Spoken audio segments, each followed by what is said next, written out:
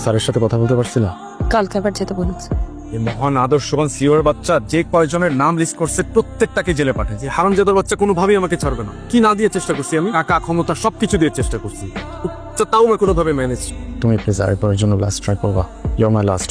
তুমি প্লিজ আরেকটাবার একটু কথা বলে দেখো, উনি ম্যানেজ হলেই সবকিছু সলভ হয়ে যাবে। আমার সাথে কথা বলার জন্য কি 5টা মিনিট সময় নেই তোমার হাতে? Madam madam madam madam officer বলুন। আমার হাজবেন্ডের নাম আবরার ফাহিম। ওর এগেনস্টে তদন্ত কমিশন গঠিত হয়েছে, কিন্তু ও কিছু করে নাই। বিশেষভাবে খেয়াল রাখবেন অপরাধী যেন সর্বোচ্চ শাস্তি পায়। আপনি আসতে পারেন।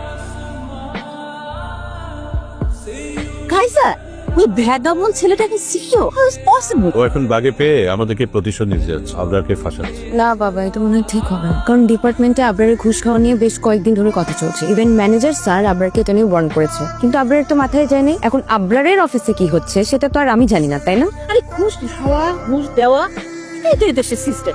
শোন, ভালো করে খোঁজ নিয়ে দেয়, ও নিশ্চয়ই ঘুষ খায়। আমার মনে হয় না ও ঘুষ খায়, তাহলে ব্যাপারটা এখন বিপক্ত। আবরারই ম্যানেজ করুন, ঠিক আছে? আমি অফিসে গিয়ে কথা বলবো, দেখি কি করা যায়। ও যদি তোমাকে আবার অপমান করে? মারে বিপদে পড়লে হাতিও গিয়ে চিকার পায়ে ধরে। কাইজার, তুমি কি আমাকে চিনতে পেরেছো? জি না, কে আপনি? আমি প্রসূনের বাবা। সরি, কোন প্রশ্ন?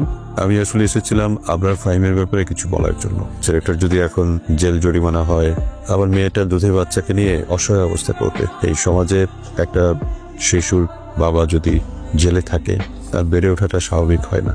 লজ্জায় অপমানে আমার মেয়েটা হয়তো মরেই যাবে। তো এখানে আমার কি করার আছে বলুন? দেখুন মিস্টার, আমি দুর্নীতিবাজ উস্কো এই ধরনের মানুষগুলোকে না এখন দেখতে পারি না। বিশেষ করে এদের হয়ে যারা সাফাই গাইতে আসে তাদেরকে তো আরো না। আপনাকে একটা অ্যাডভাইস দিই, আমার জন্য খুব ভালো হবে প্লিজ এক্ষুনি এখান থেকে বেরিয়ে যান প্লিজ।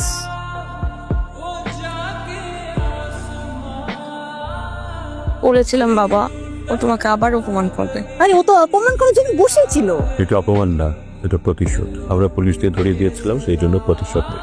না বাবা, কাজের প্রত্যাখ্যান মানতে পারে না। চাকরি, সাফল্য, দুনিয়াদারি এইসব কিছুই ওর মাথায় কখনো ছিল না। সরল সাদামাটা জীবন ছিল, চলছিল সে পথে। একদিন সব পাল্টে